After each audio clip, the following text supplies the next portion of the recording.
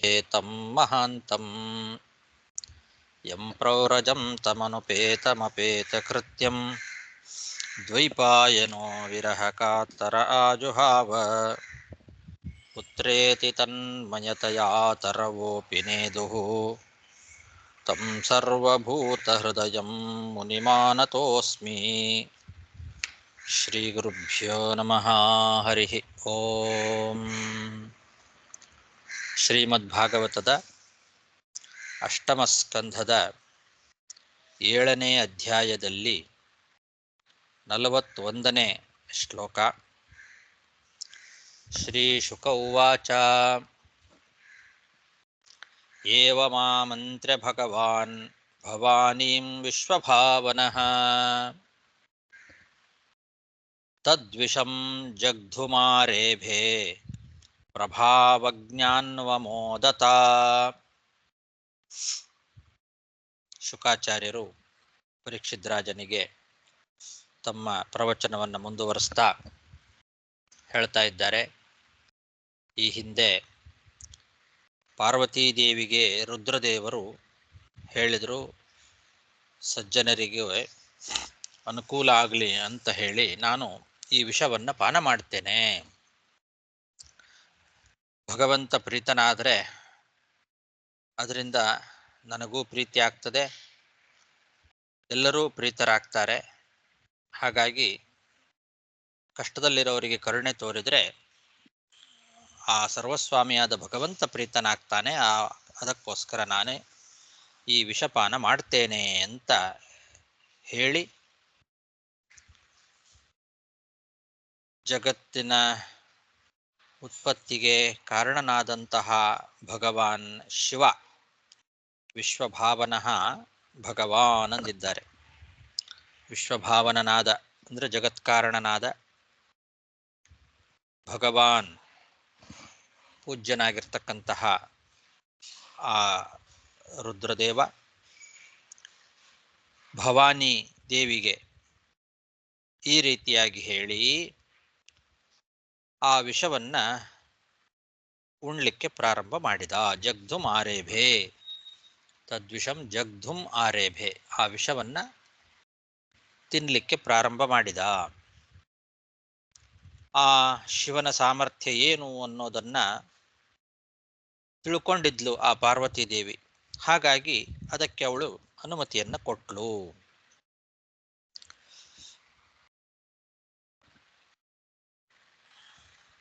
ಅನ್ವಮೋದತ ಅಂತ ಅದಕ್ಕೆ ಅನುಮತಿಯನ್ನು ಕೊಟ್ಲವಳು. ಯಾಕೆ ಅಂದರೆ ಅವಳಿಗೆ ಗೊತ್ತಿತ್ತು ಅವನ ಪ್ರಭಾವಜ್ಞ, ಆ ರುದ್ರನ ಪ್ರಭಾವವನ್ನು ತಿಳ್ಕೊಂಡಿರ್ತಕ್ಕಂಥವಳು ಆ ಪಾರ್ವತಿ. ಅದಕ್ಕೆ ಅನ್ವಮೋದತ, ಆಗಬಹುದು, ವಿಷಪಾನ ಮಾಡ್ರಿ ಅಂತ ಅನುಮತಿಯನ್ನು ಕೊಟ್ಲವಳು. ಹೀಗೆ ವಿಷಪಾನ ಮಾಡಿದ ರುದ್ರ. ತತಃ ಕರತಲೀಕೃತ್ಯ ವ್ಯಾಪಿ ಹಾಲಾಹಲಂ ವಿಷಂ ಅಭಕ್ಷಯನ್ ಮಹಾದೇವ ಕೃಪಯಾ ಭೂತಭಾವನಃ. ಆ ಹಾಲಾಹಲ ವಿಷ ಎಲ್ಲ ಕಡೆಯಲ್ಲೂ ಹರಡ್ತಾ ಇತ್ತು. ಅಂತಹ ಹಾಲಾಹಲ ವಿಷವನ್ನ ಅಂಗೈಯಲ್ಲಿ ಹಿಡಿದು ಎಲ್ಲ ಜೀವಿಗಳಿಗೂ ಹಿತವನ್ನ ಬಯಸ್ತಕ್ಕಂತಹ ಮಹಾದೇವ ಆ ಎಲ್ಲ ಜೀವಿಗಳ ಮೇಲಿನ ಕೃಪೆಯಿಂದ ಅದನ್ನ ಕುಡಿದು ಬಿಟ್ಟ. ತತಃ ಕರತಲೀಕೃತ್ಯ ವ್ಯಾಪಿ ಹಾಲಾಹಲಂ ವಿಷಂ ಅಭಕ್ಷಯನ್ ಮಹಾದೇವ ಕೃಪಯಾ ಭೂತಭಾವನಃ. ತಸ್ಯಾಪಿ ದರ್ಶಯಾಮಾಸ ಸ್ವವೀರ್ಯಂ ಜಲಕಲ್ಮಷಃ ಯಚ್ಚಕಾರ ಗಲೇ ನೀಲಂ ತಚ್ಚ ಸಾಧೋರ್ವಿಭೂಷಣಂ.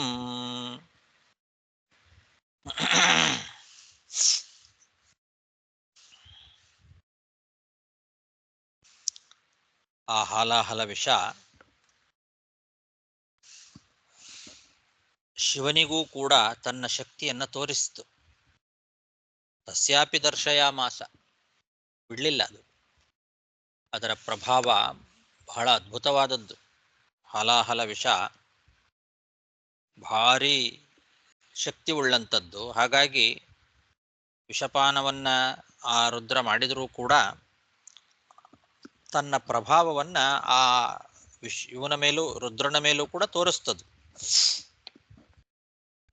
ಸ್ವವೀರ್ಯಂ ತಸ್ಯಾಪಿ ದರ್ಶಯಾಮಾಸ, ತನ್ನ ಶಕ್ತಿಯನ್ನ ಆ ರುದ್ರನಿಗೂ ತೋರಿಸ್ತು.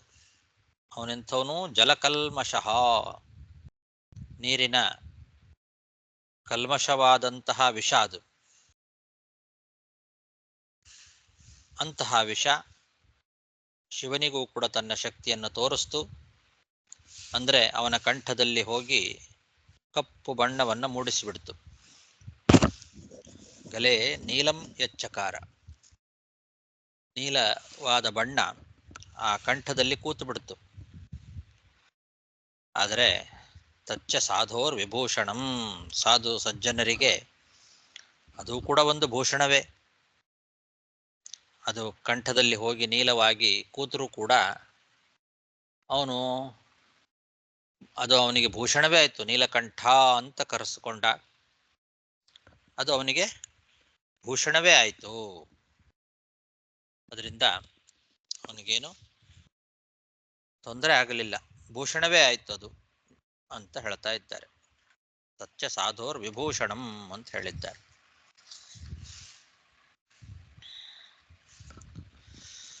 ಇದು ಹಾಲಾಹಲ ವಿಷ ಅಂತನ್ನೋದು, ಅದಕ್ಕೆ ಅಭಿಮಾನಿ ಕಲಿ. ಕಲಿಯಿಂದಲೇ ಅಭಿಮನ್ಯಮಾನವಾಗಿರ್ತಕ್ಕಂಥದ್ದು ವಿಷ. ಅದನ್ನ ಭಗವಂತನಿಗೆ ಮತ್ತು ವಾಯುದೇವರಿಗೆ ಬಿಟ್ಟರೆ ಬೇರೆ ಇನ್ಯಾರಿಗೂ ಕೂಡ ಸಹಿಸಲಿಕ್ಕೆ ಸಾಧ್ಯ ಇಲ್ಲ. ಅದು ಹರಿವಾಯುಗಳಿಗೆ ಹೊರತು ಬೇರೆ ಇನ್ಯಾರಿಗೂ ಅದನ್ನ ಮುಟ್ಲಿಕ್ಕೂ ಸಾಧ್ಯ ಇಲ್ಲ. ಅಂದ ಮೇಲೆ ಅದನ್ನ ಕುಡಿಯುವಂತಹ ಸಾಹಸವನ್ನ ಶಿವ ಹೇಗೆ ಮಾಡ್ಲಿಕ್ಕೆ ಸಾಧ್ಯ ಅಂತ ಒಂದು ಪ್ರಶ್ನೆ ಬರ್ತದೆ. ಭಾರೀ ಪ್ರಭಾವ ಅದರದ್ದು, ಕಲಿಯಿಂದ ಅಭಿಮನ್ಯಮಾನವಾದದ್ದಾದ್ರಿಂದ ಅದನ್ನ ಮುಟ್ಟುವ ಸಾಮರ್ಥ್ಯವೂ ಯಾರಿಗೂ ಇಲ್ಲ, ಹರಿವಾಯುಗಳಿಗೆ ಬಿಟ್ರೆ. ಆದ್ರಿಂದ ಶಿವ ಅದನ್ನು ಹೇಗೆ ಕುಡ್ದ ಅಂತ ಒಂದು ಪ್ರಶ್ನೆ. ಈ ಪ್ರಶ್ನೆಗೆ ಉತ್ತರವನ್ನ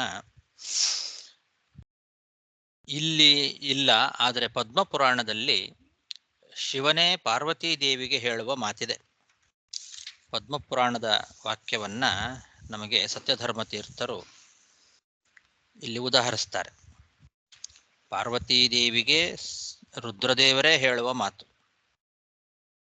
ಪದ್ಮಪುರಾಣದ ಉತ್ತರಖಂಡದಲ್ಲಿ ಮಹಾವಿಷಂ ಮಹಾಘೋರಂ ಸಂವರ್ತಾಗ್ನಿ ಸಮಪ್ರಭಂ ದೃಷ್ಟ್ವಾ ಪ್ರದುದ್ರುವು ಸರ್ವೇ ಭಯಾರ್ತಾದೇವ ಮಾನವಾಃ ತತಸ್ತದ್ ವಿದ್ರುತಾನ್ ದೃಷ್ಟ್ವಾ ಬ್ರಹ್ಮಾಲೋಕಪಿತಾಮಹಃ ಜಗಾದವಾಯುಂ ತರಸಾ ಹರೇರಾಜ್ಞಾ ಪುರಸ್ಸರಂ ನಿಶೇಷಂ ಕುರುವಾಯೋತ್ವಂ ಲೋಕಸಂಹಾರಕಂ ವಿಷಂ ತ್ವದನ್ಯೋ ನಾಸ್ತಿ ಮದ್ಗ್ರಸ್ತುಂ ಸರ್ವಜೀವಹಿತಂ ಕುರು ಇತಿ ಧಾತುರ್ವಚ ಶ್ರುತ್ವಾ ದಶಪ್ರಮತಿರಬ್ರವೀತ್ ಭಕ್ಷಯಾಮಿ ಹರೇರಾಜ್ಞಾಂ ಪುರಸ್ಕೃತ್ಯ ವಿಧೇರ್ವಚಃ ಹರೇರ್ನಾಮೋಚ್ಚಾರಣೇನ ತದ್ಭಕ್ತ್ಯಾ ಚ ವಿಶೇಷತಃ ಸರ್ವವ್ಯಾಧಿ ವಿಷಂ ಘೋರಂ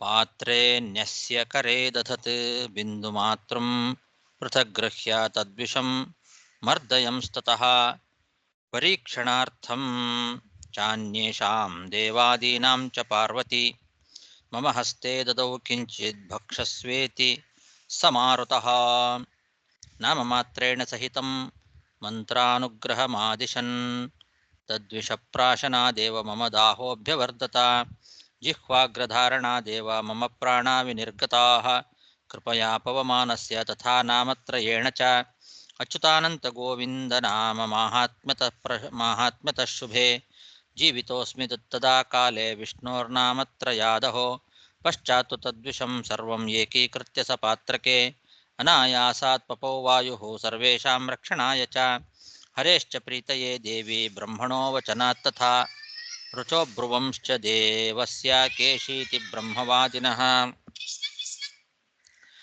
ಇತ್ತಂ ವಾಯೋರ್ಮಹತ್ವಂ ಹಿ ವಿಷ್ಣು ಭಕ್ತಸ್ಯ ಪಾರ್ವತಿ. ಇದು ಬ್ರಹ್ಮ ಇದು ಪದ್ಮಪುರಾಣದಲ್ಲಿ ಬರ್ತಕ್ಕಂತಹ ವಾಕ್ಯ. ಪದ್ಮಪುರಾಣದ ಉತ್ತರಖಂಡದಲ್ಲಿ ಈ ವಾಕ್ಯ ಇದೆ. ಏನು ಅಂದರೆ, ಇದು ಸ್ವತಃ ಪಾರ್ವತೀ ದೇವಿಗೆ ರುದ್ರದೇವರು ಹೇಳುವಂತಹ ಮಾತು. ಹಾಲಾಹಲ ವಿಷ ಮಹಾಘೋರವಾದದ್ದು, ಪ್ರಳಯಾಗ್ನಿಗೆ ಸದೃಶವಾದದ್ದು. ಅದನ್ನು ನೋಡಿ ದೇವತೆಗಳು ದಾನವರು ಎಲ್ಲ ಭಯದಿಂದ ಓಡಿ ಹೋಗಿಬಿಟ್ರು. ಆ ಸಮಯದಲ್ಲಿ ಬ್ರಹ್ಮದೇವರು ಭಗವಂತನ ಆಜ್ಞೆಯಂತೆ ವಾಯುದೇವರಿಗೆ ಹೇಳಿದರು, ಈ ವಿಷವನ್ನು ಕುಡಿಲಿಕ್ಕೆ ನಿನ್ನನ್ನು ಬಿಟ್ಟರೆ ಬೇರೆ ಇನ್ಯಾರಿಗೂ ಸಾಮರ್ಥ್ಯ ಇಲ್ಲ. ಎಲ್ಲ ಜೀವಿಗಳ ಹಿತಕ್ಕೋಸ್ಕರ ಅದನ್ನು ನೀನು ಪೂರ್ತಿಯಾಗಿ ಕುಡಿದು ಬಿಡು ಅಂತ ಇದು ಬ್ರಹ್ಮದೇವರು ವಾಯುದೇವರಿಗೆ ಹೇಳ್ತಾರೆ. ಭಗವಂತನ ಆಜ್ಞೆ ಮತ್ತು ಬ್ರಹ್ಮನ ಮಾತು ಅವುಗಳಿಗೆ ಬದ್ಧನಾಗಿ ವಾಯು ಭಕ್ತಿಯಿಂದ ವಿಶೇಷವಾಗಿ ಭಗವಂತನ ನಾಮೋಚ್ಚಾರಣೆಯನ್ನು ಮಾಡ್ತಾ ಸರ್ವವ್ಯಾಪಿಯಾದಂತಹ ವಿಷವನ್ನ ಪಾತ್ರೆಯಲ್ಲಿ ಹಾಕ್ಕೊಂಡು ಕೈಯಲ್ಲಿ ಹಿಡ್ಕೊಂಡ. ಸ್ವಲ್ಪ ಬಿಂದು ಮಾತ್ರವನ್ನ ಅದರಿಂದ ತೆಗೆದು ಅದನ್ನು ಹಿಂಡಿ ಅದರ ಚರಟವನ್ನ ದೇವತೆಗಳ ಸತ್ವ ಪರೀಕ್ಷೆಗೋಸ್ಕರ ನನ್ನ ಕೈಯಲ್ಲಿ ಸ್ವಲ್ಪ ಇಟ್ಟ. ರುದ್ರದೇವರು ಪಾರ್ವತಿ ಹೇಳ್ತಾ ಇದ್ದಾರೆ, ನನ್ನ ಕೈಯಲ್ಲಿ ಸ್ವಲ್ಪ ಇಟ್ಟು ಇದನ್ನ ತಿನ್ನು ಅಂದ. ಮತ್ತೆ ನಾಮಮಂತ್ರವನ್ನು ಉಪದೇಶ ಮಾಡಿದ ನನಗೆ ವಾಯು. ಅಚ್ಯುತಾನಂತ ಗೋವಿಂದ ಎಂಬಂತಹ ನಾಮಮಂತ್ರವನ್ನು ನನಗೆ ಉಪದೇಶ ಮಾಡಿದ. ನಾನು ಆ ವಾಯು ಕೊಟ್ಟಂತಹ ಬಿಂದು ಮಾತ್ರ ಸ್ವಲ್ಪ ಅದನ್ನು ಪ್ರಾಶನ ಮಾಡಿದ ಕೂಡಲೇ ನನಗೆ ದಾಹ ಉಂಟಾಗಿಬಿಡ್ತು. ನಾಲಿಗೆಯ ತುದಿಯಲ್ಲಿ ಅದು ಬಿದ್ದಾಗಲೇ ನನ್ನ ಪ್ರಾಣಗಳೇ ಹೋದಂತೆ ಆಗಿಬಿಡ್ತು.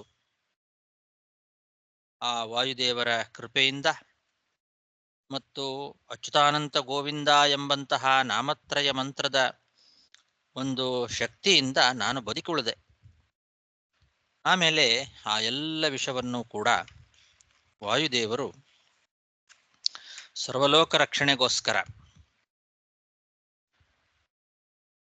ಭಗವಂತನ ಪ್ರೀತಿಗೋಸ್ಕರ ಬ್ರಹ್ಮದೇವರ ಮಾತಿಗೆ ಗೌರವವನ್ನು ಕೊಡಲಿಕ್ಕೋಸ್ಕರ ಆ ವಾಯುದೇವರು ಅನಾಯಾಸವಾಗಿ ಎಲ್ಲ ವಿಷವನ್ನು ಕೂಡ ಅವರು ಪಾನ ಮಾಡಿಬಿಟ್ರು. ಇದು ಋಗ್ವೇದದಲ್ಲಿ ಇದೆ. ಕೇಶಿ ವಿಷಸ್ಯ ಪಾತ್ರೇಣ ಯದ್ರುದ್ರೇಣಾಪಿ ವತ್ಸಃ ಅಂತ ಋಗ್ವೇದದ 10ನೇ ಮಂಡಲದಲ್ಲಿ 36ನೇ ಇದರಲ್ಲಿ ಖಂಡದಲ್ಲಿ ಬರ್ತದೆ. 10ನೇ ಮಂಡಲದಲ್ಲಿ 36ನೇ ಸೂಕ್ತದಲ್ಲಿ ಬರ್ತದೆ. 7ನೇ ಮಂತ್ರ ಇದು. ಕೇಶಿ ವಿಷಸ್ಯ ಪಾತ್ರೇಣ ಯದ್ರುದ್ರೇಣಾಪಿ ವತ್ಸಃ ಅಂತಿದೆ. ಈ ವೇದ ಮಂತ್ರವನ್ನ ಋಷಿಗಳು ಆವಾಗ ಹಾಡಿದರಂತೆ.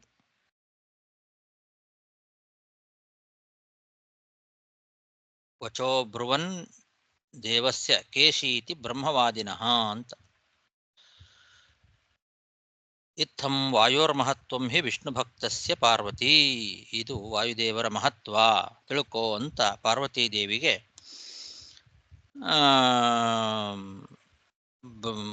ರುದ್ರದೇವರು ಹೇಳಿದ ಮಾತು. ವಿಷ್ಣು ಭಕ್ತನಾದಂತಹ ವಾಯುದೇವರ ಮಹಿಮೆ ಏನು ಅಂತ ಕೇಳಿ ತಿಳ್ಕೋ, ಇದು ವಾಯುದೇವರ ಮಹಿಮೆ ಅಂತ ಸ್ವತಃ ರುದ್ರದೇವರೇ ಪಾರ್ವತೀ ದೇವಿಗೆ ಹೇಳಿದ ಮಾತು. ಇದು ಪದ್ಮಪುರಾಣದ ಉತ್ತರಖಂಡದಲ್ಲಿ ಬರ್ತದೆ. ಆದ್ದರಿಂದ ಭಾಗವತದಲ್ಲಿ ಈ ಹಿಂದೆ 40ನೇ ಶ್ಲೋಕದಲ್ಲಿ ಶಿವ ಹೇಳುವ ಸರ್ವಾತ್ಮ ಪ್ರಿಯತೆ ಹರಿಹಿ ಅನ್ನೋ ಮಾತೇನಿದೆ, ಅಲ್ಲಿ ಹರಿ ಅಂದರೆ ಹರಿ ಅನ್ನೋ ಶಬ್ದದಿಂದ ಹರಿಯ ಭಗವಂತನನ್ನು ಮತ್ತು ವಾಯುದೇವರನ್ನು ವಿವಕ್ಷೆ ಮಾಡಿಕೊಳ್ಬೇಕು. ಹರಿವಾಯುಗಳ ಪ್ರೀತಿಗಾಗಿ ರುದ್ರದೇವರು ಅಲ್ಪ ಮಾತ್ರ ವಿಷವನ್ನ ಕೂಡ ಕುಡಿಲಿಕ್ಕೆ ತುಂಬಾ ಸಾಹಸವನ್ನ ಮಾಡಬೇಕಾಯಿತು ಅನ್ನೋದು ನಮಗೆ ಆ ಪದ್ಮಪುರಾಣದ ವಾಕ್ಯದಿಂದ ಗೊತ್ತಾಗ್ತದೆ. ಇದನ್ನ ಮಧ್ವಾಚಾರ್ಯರು ತಾತ್ಪರ್ಯ ನಿರ್ಣಯದಲ್ಲಿ ಸ್ಪಷ್ಟ ಮಾಡಿ ಹೇಳಿದ್ದಾರಾದ್ರಿಂದ ಇಲ್ಲಿ ಹೇಳಲಿಕ್ಕೆ ಹೋಗಿಲ್ಲ. ಆಚಾರ್ಯರು ಇಲ್ಲಿಯೂ ಕೂಡ ಭಾಗವತಕ್ಕೆ ತಾತ್ಪರ್ಯವನ್ನು ಬರೆಯುವಾಗಲೂ ಕೂಡ ಏನೂ ಇಲ್ಲಿ ಹೇಳೋದಿಲ್ಲ.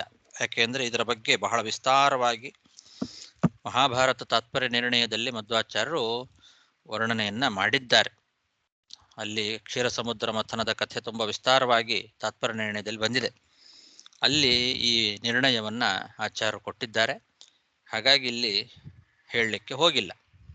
ಆದರೆ ಇದು ನಾವು ತಿಳ್ಕೊಳ್ಳೇಬೇಕಾಗಿರ್ತಕ್ಕಂತಹ ವಿಷಯ, ಪದ್ಮಪುರಾಣದಲ್ಲಿ ಬಂದಂತಹ ವಿಷಯ.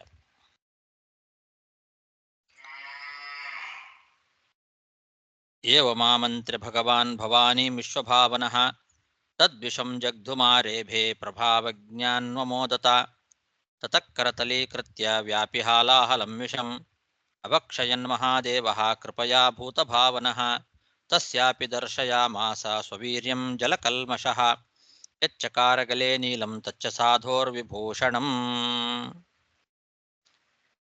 ತಪ್ಯಂತೆ ಲೋಕತಾಪೇನ ಸಾಧವಃ ಪ್ರಾಯಶೋ ಜನಾಃ ಪರಮಾರಾಧನಂ ತದ್ಧಿ ಪುರುಷಸ್ಯಾಖಿಲಾತ್ಮನಃ.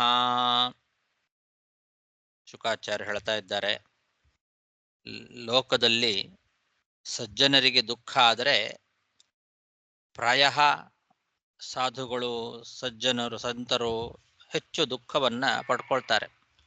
ಸಜ್ಜನರಿಗೆ ದುಃಖ ಆದರೆ ಹೆಚ್ಚು ನೊಂದುಕೊಳ್ತಾರೆ. ಹಾಗಾಗಿ ಸಜ್ಜನರಿಗೆ ಅನುಕೂಲ ಮಾಡುವಂತಹ ಕೆಲಸವನ್ನ ಸಾಧು ಸಜ್ಜನರು ಮಾಡೋದು ಅದು ಆದಂತಹ ಪರಮಪುರುಷನಾದ ಆ ನಾರಾಯಣನ ಉತ್ತಮವಾದ ಆರಾಧನೆ. ಸಜ್ಜನರಿಗೆ ಯಾವಾಗಲೂ ಕೂಡ ಉಪಯೋಗವಾಗುವಂತಹ ಕೆಲಸವನ್ನು ಮಾಡಬೇಕು. ಅದೇ ಭಗವಂತನ ಆರಾಧನೆ ಆಗ್ತದೆ. ಅದನ್ನೇ ಸಾಧು ಸಜ್ಜನರು ಮಾಡ್ತಾರೆ.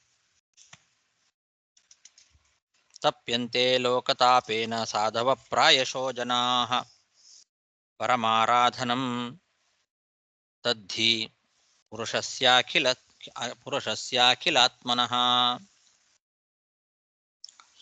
ನಿಶಮ್ಯ ಕರ್ಮ ತಚ್ಛಂಭೋರ್ದೇವದೇವಸ್ಯ ಮೀಢುಷಃ ಪ್ರಜಾ ದಾಕ್ಷಾಯಣಿ ಬ್ರಹ್ಮ ವೈಕುಂಠಶ್ಚ ಶಶಂಸಿರೇ.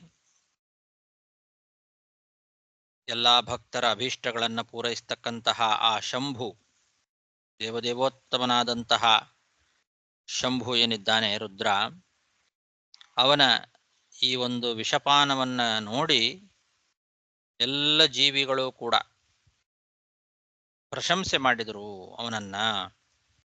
ಪಾರ್ವತೀದೇವಿಯೂ ಕೂಡ ಪ್ರಶಂಸೆ ಮಾಡಿದ್ಲು, ಎಲ್ಲ ಜೀವಿಗಳು ಪ್ರಶಂಸೆ ಮಾಡಿದರು, ಬ್ರಹ್ಮದೇವರು ಮತ್ತು ಭಗವಂತನೂ ಕೂಡ ಪ್ರಶಂಸೆ ಮಾಡಿದರು ಅಂತಿದೆ. ಪ್ರಜಾ ದಾಕ್ಷಾಯಣಿ ಬ್ರಹ್ಮ ವೈಕುಂಠಶ್ಚ ಶಶಂಸಿರೇ ಅಂತ ಎಲ್ಲರೂ ಹೊಗಳಿದ್ರು. ಇದು ಅದ್ಭುತವಾದ ಕಾರ್ಯ. ತಚ್ಛಂಭೋರ್ ದೇವದೇವಸ್ಯ ಮೀಡುಷಃ ಅಂತ. ಅಂತಹ ರುದ್ರದೇವರ ಈ ಕಾರ್ಯ ಅದು ಬಹಳ ಅದ್ಭುತವಾದ ಕಾರ್ಯ, ವಿಷಪಾನ ಮಾಡಿದ್ದು ಅಂತ ಎಲ್ಲರೂ ಪ್ರಶಂಸೆ ಮಾಡಿದ್ರಂತೆ. ಇದು ಯಾಕೆ ಹೀಗೆ ಪ್ರಶಂಸೆ ಮಾಡಿದರು ಅಂತಂದ್ರೆ, ರುದ್ರದೇವರಿಗೆ ಲೋಕದಲ್ಲಿ ಯಶಸ್ಸು ಬರಲಿ ಅನ್ನೋ ಉದ್ದೇಶದಿಂದ ಅವರು ಎಲ್ಲರೂ ಕೂಡ ರುದ್ರದೇವರನ್ನ ಪ್ರಶಂಸೆ ಮಾಡಿದರು. ಈ ಉದ್ದೇಶದಿಂದಲೇನೆ ವಾಯುದೇವರು ವಿಷದ ಬಲವನ್ನ ಕಡಿಮೆ ಮಾಡಿ ತಿಕ್ಕಿ ರುದ್ರದೇವರಿಗೆ ಅದನ್ನ ಉಣಿಸಿದ್ದು. ಭಗವಂತ ರುದ್ರದೇವರಿಗೆ ಆ ಒಂದು ಯಶಸ್ಸು ಕೀರ್ತಿ ಬರಲಿ ಅಂತ ಹೀಗೆ ಮಾಡಿದ್ದ. ರುದ್ರಸ್ಯ ಯಶಸೇರ್ಥಾಯ ಸ್ವಯಂ ವಿಷ್ಣುರ್ವಿಷಂ ಪ್ರಭು ನ ಸಂಜಖ್ರೆ ಸಮರ್ಥೋಪಿ ವಾಯುಂ ಚೋಚೆ ಪ್ರಶಾಂತಯೇ ಅಂತನ್ನೋ ಮಾತು ಇದನ್ನ ಸೂಚನೆ ಮಾಡ್ತದೆ.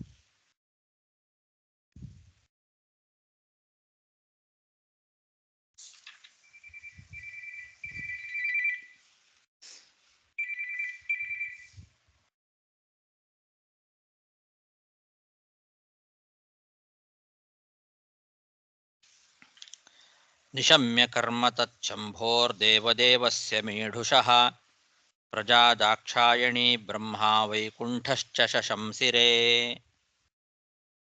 ಪ್ರಸ್ಕನ್ನಂ ಪಿಬತ ಪ್ರಸ್ಕನ್ನಂ ಪಿಬತ ಪಾಣೇಃ ಯತ್ಕಿಂಚಿತ್ ಜಗೃಹು ಸ್ಮ ತತ್ ವೃಶ್ಚಿಕಾ ಹಿ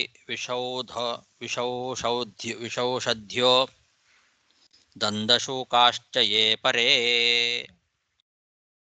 ರುದ್ರದೇವರ ಕೈಯಲ್ಲಿ ವಾಯುದೇವರು ಸ್ವಲ್ಪ ಏನು ಕೊಟ್ಟಿದ್ರು, ಆ ಕೈಯಲ್ಲಿ ತಿಕ್ಕಿ ಅದನ್ನು ಕೊಡುವಾಗಲೂ ಕೂಡ, ಅದನ್ನು ಅವರು ಪಾನ ಮಾಡುವಾಗಲೂ ಕೂಡ ಅವರ ಕೈಯಿಂದ ಬಿದ್ದಂತಹ ಆ ಕೆಲವೇ ಕೆಲವು ಬಿಂದುಗಳು, ಅವರು ಕೊಟ್ಟದ್ದೇ ಒಂದು ಬಿಂದು, ಆ ಬಿಂದುವಿನಲ್ಲಿಯೂ ಕೂಡ ಪಾನ ಮಾಡುವಾಗ ಸಿಡದಂತ ಆ ಕಡೆ ಈ ಕಡೆ ಸಿಡದಂತಹ ಆ ತುಂತುರುಗಳು, ಹನಿಗಳೇನಿದ್ದಾವೆ, ಅದರಿಂದ ಲೋಕದಲ್ಲಿ ವಿಷಸರ್ಪಗಳು, ಚೇಳುಗಳು, ವಿಷಸಸ್ಯಗಳು ಮೊದಲಾದವುಗಳೆಲ್ಲ ಹುಟ್ಟುಕೊಂಡುವಂತೆ. ಅವು ಕಚ್ಚಿದಾಗ ವಿಷ ಏರ್ತದೆ. ಈ ವಿಷವನ್ನ ಇವೆಲ್ಲ ಪಡ್ಕೊಂಡಿದ್ದಾವೆ. ಅಲ್ಲಿ ರುದ್ರದೇವರು ಪಾನ ಮಾಡುವಾಗ ಬಂದಂತಹ ಕೆಲವೇ ಕೆಲವು ತುಂತುರುಗಳು ಏನಿದ್ದಾವೆ, ಅವುಗಳನ್ನು ಇವರೆಲ್ಲ ತೆಗೆದುಕೊಂಡ್ರಂತೆ. ಚೇಳುಗಳು, ಹಾವುಗಳು, ವಿಷ ಸಸ್ಯಗಳು, ಮತ್ತೆ ದಂದಶೂಕ ಅಂದರೆ ಕಚ್ಚಿದಾಗ ನಂಜು ಏರುವಂತಹ ಇತರ ಪ್ರಾಣಿಗಳೆಲ್ಲ ಏನಿದ್ದಾವೆ, ಅಪರೆ, ಇವೆಲ್ಲ ಆ ಒಂದು ವಿಷವನ್ನ ಅವರೆಲ್ಲ ಸ್ವೀಕಾರ ಮಾಡಿದರು. ಆದ್ರಿಂದಲೇ ಜಗತ್ತಿನಲ್ಲಿ ಸ್ವಲ್ಪ ವಿಷ ಉಳ್ಕೊಂಡಿದೆ ಇವಾಗ. ಪ್ರಸ್ಕನ್ನಂ ಪಿಬತ ಪಾಣೇರ್ಯತ್ಕಿಂಚಿತ್ ಜಗೃಹು ಸ್ಮ ತತ್ ವೃಶ್ಚಿಕಾ ಹಿ ವಿಷೌಷಧ್ಯೋ ದಂದಶೂಕಾಶ್ಚ ಯೇ ಪರೇ. ಇತಿ ಶ್ರೀಮದ್ಭಾಗವತೆ ಮಹಾಪುರಾಣೆ ಪಾರಮಹಂಸ್ಯಾಂ ಸಂಹಿತಾಯಾಂ ಅಷ್ಟಾದಶಸಾಹಸ್ರ್ಯಾಂ ವೈಯಾಸಿಕ್ಯಾಂ ಅಷ್ಟಮಸ್ಕಂಧೆ ಸಪ್ತಮೋಧ್ಯಾಯಃ. ಶ್ರೀಕೃಷ್ಣಾರ್ಪಣಮಸ್ತು. ಇಲ್ಲಿ ಇದು ಹಿಂದಿನ ಶ್ಲೋಕದಲ್ಲಿ ನಿಶಮ್ಯ ಕರ್ಮ ಆ ಶ್ಲೋಕದಲ್ಲಿ ಅವ್ರು ಹೇಳ್ತಾರೆ, ರುದ್ರಸ್ಯ ಯಶೋವರ್ತಸ್ಯ ಸ್ವಯಂ ವಿಷ್ಣು ವಿಷಂ ವಿಭು ಅದರ ಹೇಳ್ತಾರಲ್ವಾ, ಅದರಲ್ಲಿ ವಾಯುಗೂ ಒಂದು ಪ್ರಶಸ್ತ ಬರಬೇಕು ಅಂತ ಹೇಳಿದ್ದಾರೆ. ಬಟ್ ನಮ್ಮ ಮೂಲ ಭಾಗವತ ಶ್ಲೋಕದಲ್ಲಿ ಒಂದು ವಾಯು ಪ್ರಶಸ್ತ ಬಗ್ಗೆ ಎಲ್ಲಿ ಹೇಳಿಲ್ಲ. ತಾತ್ಪರ್ಯ ಹೇಳಿದ್ದಾರೆ, ಅದು ಬೇರೆ ವಿಷಯ. ಬಟ್ ವಾಯುಗೂ ಒಂದು ಪ್ರಶಂಸೆ ಮಾಡಬೇಕು. ಇದು ನಮ್ಮ ಲಿಂಗೇರಿ ಹಾಕಿದ್ದಾರೆ, ಇದು ಪದರತ್ನಲ್ಲಿ ಹಾಕಿದ್ದಾರೆ. ಅದಕ್ಕೇನೋ ಒಂದು ಕಾರಣ ಇದೆ, ಇಲ್ಲ ಅದು ನಾವು ಒಂದು ಅದ ವ್ಯಾಕರಣ ತಿಳಿದುಕೊಂಡು ನಾವು ನಮಗೆ ಗೂಢವಾಗಿ ಅರ್ಥ ಇದೆ ಏನು ತಿಳಿದುಕೊಳ್ಳಬೇಕು, ಹೇಗೆ ಅದು ಅರ್ಥ ಮಾಡಿಕೊಳ್ಳಬೇಕು. ವಾಯುವಿಗೆ ಏನ್ ಬರಬೇಕು ಅಂತ ನೀವು ಹೇಳ್ತಾ ಇದ್ದೀರಿ? ಪ್ರಶಸ್ತ ಬರಬೇಕು. ಯಾಕಂದ್ರೆ ಈ ಪ್ರಶಸ್ತ ಬರಬೇಕು ಅಂತೇನು ಎಲ್ಲಿದೆ?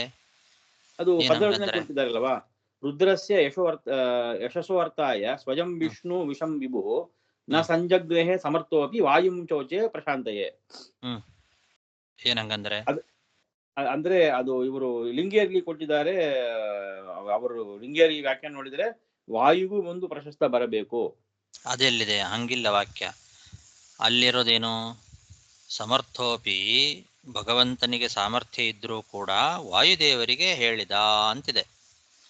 ವಾಯುಂ ಚೋಚೆ, ಯಾಕೆ? ಪ್ರಶಾಂತಯೇ ಅಂತ. ಪ್ರಶಾಂತಯೇ ಅಂತಂದ್ರೆ ಆ ವಿಷವನ್ನ ಪ್ರಶಾಂತಿ ಮಾಡು ಅಂತ, ಶಾಂತಿಗೋಸ್ಕರ, ಎಲ್ಲ ಜನರಿಗೆ ಶಾಂತಿ ಆಗಬೇಕು, ಅದಕ್ಕೋಸ್ಕರ ವಾಯುಂ ಊಚೆ, ವಾಯುದೇವರಿಗೆ ಹೇಳಿದ ಅಂತ ಅಷ್ಟೇ ಅರ್ಥ.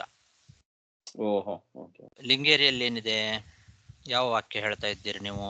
ಅದು ಸಂಜಕ್ರೆ ಸಮರ್ಥೋಪಿ ವಾಯಂ ಚೋಚೆ ಪ್ರಶಾಂತಯೇ ಇತಿ ಪ್ರಾಣಾದೀನಾಂ ವಿಶ್ವಸೃಜಾಂ ಶಕ್ತಯೋ ಯಾಹ ಪರಸ್ಯ ತಾಹ ಪಾರತಂತ್ರಾದ್ವೈ ಸಾದರ್ಶಾದ್ವಯೋಃ ಶ್ರೇಷ್ಠೇ ಚೇಷ್ಟಿತಂ ಇತಿ ದಶಮಸ್ಕಂಧೆ ಮುಖ್ಯಪ್ರಾಣಾದೀನಾಂ ಜಗತ್ಸ್ರಷ್ಟೂನಾಂ ಶಕ್ತೀನಾಂ ಸ್ವತಂತ್ರತ್ವೇನ ಪ್ರಮಿತಶ್ರೀ ನಾರಾಯಣಾಧೀನತ್ವ ವರ್ಣನೇನ ಶಾಸ್ತ್ರೇಣ ಉಪಾಧ್ಯಾಯಂ ಇತಿವತ್ ವಾಯುಃ ಯದ್ರುದ್ರೇಣಾಪಿ ವತ್ಸಃ ಇತಿ ಪೂರ್ವಂ ಅಸ್ಮಾಭಿಃ ಉಕ್ತರೀತ್ಯಾ ವಿಷಪಾನೆ ಅಪ್ರಧಾನಯೋಃ ಮುಖ್ಯಪ್ರಾಣರುದ್ರಯೋಃ ವಿಷಪಾನಾದಿಶಕ್ತೀನಾಮಪಿ ಹರ್ಯಧೀನತ್ವಾದ್ ಅವಿವಾದಾಚ್ಚ ಅಯಮೇವ ಅರ್ಥೋ ಯುಕ್ತಃ.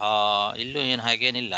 ಇಲ್ಲ ಆಚಾರ್ಯ, ಅದು ಎಲ್ಲಿ ನೋಡಿದೆ ಅಂದ್ರೆ ಇಲ್ಲಿ ಇದೆ ಅದು, ಹೇ ರುದ್ರ ತ್ವಂ ಸಮರ್ಥ ಇತಿ ಸ್ತುವಂತಹ ವೈಕುಂಠಶ್ಚೇತಿ ಅನೇನ ವಿಷ್ಣು ವಿಷಪಾನ ಸಮರ್ಥ್ಯೋ ಸತ್ಯಪಿ ಮುಖ್ಯ ಪ್ರಾಣರುದ್ರಯೋ ಕೀರ್ತಿ ಅಭಿವೃದ್ಧಯೇ. ಮುಖ್ಯ ಪ್ರಾಣರುದ್ರಯೋ ಕೀರ್ತ್ಯಭಿವೃದ್ಧಯೇ ತನ್ನ ಪೀತವಾನಿತಿ ಸೂಚ್ಯತೆ. ಹಾ, ಕರೆಕ್ಟ್. ಮುಖ್ಯ ಪ್ರಾಣದೇವರಿಗೂ ಮತ್ತು ರುದ್ರದೇವರಿಗೂ ಅದರ ಕೀರ್ತಿ ಬರಲಿ ಅನ್ನೋದಕ್ಕೋಸ್ಕರ ಭಗವಂತ ಅದನ್ನ ಪಾನ ಮಾಡಲಿಲ್ಲ ಅನ್ನೋದನ್ನ ಸೂಚನೆ ಮಾಡಿದ್ದಾರೆ. ಹೌದು. ಆ ಕೀರ್ತಿ, ಅದಕ್ಕೆ ನನ್ನ ಕ್ವಶನ್ ಅಂದ್ರೆ ಇಲ್ಲಿ ಪ್ರಶಂಸೆ ಮಾಡಿದೆಲ್ಲ ಬಂದು ರುದ್ರದೇವರಿಗೆ ಗೂಢವಾಗಿ ಇದೆ. ಅದು ಅಫ್ಕೋರ್ಸ್ ಆಚಾರ್ಯರು ಬಂದು ನಮಗೆ ಅಲ್ಲಿ ತಾತ್ಪರ್ಯ ಹೇಳಿದ್ದಾರೆ. ಬಟ್ ಅದು ನಮಗೆ ನಮ್ಮ ಮಧ್ವ ಇದು ಫಾಲೋ ಮಾಡುವವರಿಗೆ ಒಂದು ಇದು ಅರ್ಥ ಆಗತ್ತೆ, ಬೇರೆಯವ್ರಿಗೆ ಅರ್ಥ ಆಗಲ್ಲ. ಇದು ಗೂಢವಾಗಿದೆ ಅರ್ಥ ಅಷ್ಟೇ ನಾವು ತಿಳ್ಕೊಳ್ಬೇಕು. ಇಲ್ಲಿ ಮೂಲ ಶ್ಲೋಕ ನೋಡಿ, ಇಲ್ಲಿ ಪದ್ಮಪುರಾಣದಲ್ಲಿ ಸ್ಪಷ್ಟವಾಗಿ ಇದೆ. ಹೌದು ಹೌದು, ಓಕೆ. ಆ ಪದ್ಮಪುರಾಣದ ವಾಕ್ಯದಿಂದ ಸಜ್ಜನರು ವಾಯುದೇವರ ಮಹಾತ್ಮೆಯನ್ನು ತಿಳ್ಕೊಳ್ತಾರೆ. ಮತ್ತು ಅಲ್ಲಿ ಬಂದಂತಹ ರುದ್ರದೇವರೇ ಹೇಳಿದ ಮಾತಿನಿಂದ ಬೇರೆ ದೇವತೆಗಳು, ಅದು ರುದ್ರದೇವರು ಪಾರ್ವತಿಗೆ ಹೇಳ್ತಾ ಇದ್ದಾರೆ, ವಾಯುದೇವರ ಮಹಿಮೆಯನ್ನು ಕೇಳಿ ತಿಳ್ಕೋ, ಇದು ವಾಯುದೇವರ ಮಹಿಮೆ ಅಂತ. ವಾಯುದೇವರ ಮಹಿಮೆಯನ್ನ ರುದ್ರದೇವರೇ ಪಾರ್ವತಿ ಮೊದಲಾದವರಿಗೆಲ್ಲ ತಿಳಿಸಿದ್ದಾರೆ. ಆದ್ದರಿಂದ ಅವರಿಗೆ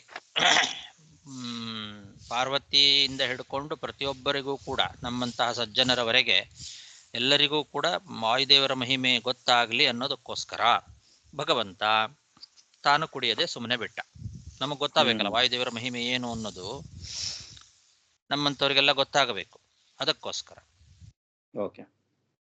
ಇದು ವಾಯುರಸ್ಮಾ ಉಪಾಮಂಥತ್ ಪಿನಷ್ಟಿಸ್ಮ ಕುನನ್ನಮ ಕೇಶಿ ವಿಷಸ್ಯ ಪಾತ್ರೇಣ ಯದ್ರುದ್ರೇಣಾಪಿ ವತ್ಸಃ ಅಂತ ಸ್ಪಷ್ಟವಾಗಿ ಋಗ್ವೇದ ಮಂತ್ರ ಇದೆ. ಓಕೆ. ಅಲ್ಲಿ ಋಗ್ವೇದದಲ್ಲಿ ಅದರ ವಿವರಣೆ ಎಲ್ಲ ಬಂದಿದೆ. ಓಕೆ ಆಚಾರ್ಯ. ಓಕೆ. ಸೊ ಈ ಪ್ರಸಂಗದಲ್ಲಿ ಶಿವ ಸ್ತುತಿ ಎಲ್ಲ ಮಾಡಿ ಶಿವನ ಬಗ್ಗೆ ಹೇಳುವಾಗ ಇದು ಇದು ಇದು ಇದಲ್ಲೇ ಬರುತ್ತೆ. ಅದು ಆ ಪ್ರಸಂಗದಲ್ಲಿ ಇಲ್ಲಿ ರುದ್ರನೇ ಇದು ಇಲ್ಲಿ ಪ್ರಸಂಗ ಇದು. ಓಕೆ. ಭಾಗವತದಲ್ಲಿ ಸ್ಪಷ್ಟ ಇಲ್ಲ ಅಷ್ಟೇ. ಓಕೆ ಓಕೆ ಆಚಾರ್ಯ. ಅಲ್ಲಿಗೆ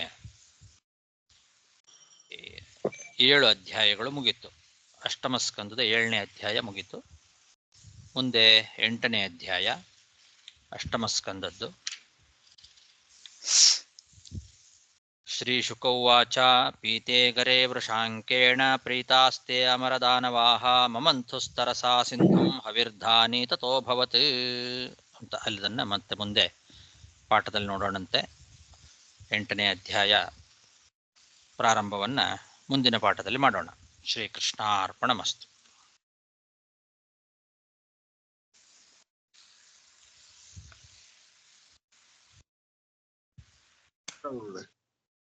ಹರೇ ನಮಃ. ನಮಸ್ಕಾರ ಗುರು. ಧನ್ಯವಾದಗಳು ಆಚಾರ್ಯರೇ. ಹರೇ ನಮಃ. ನಮಸ್ಕಾರ ಆಚಾರ್ಯ. ಹರೇ ನಮಃ.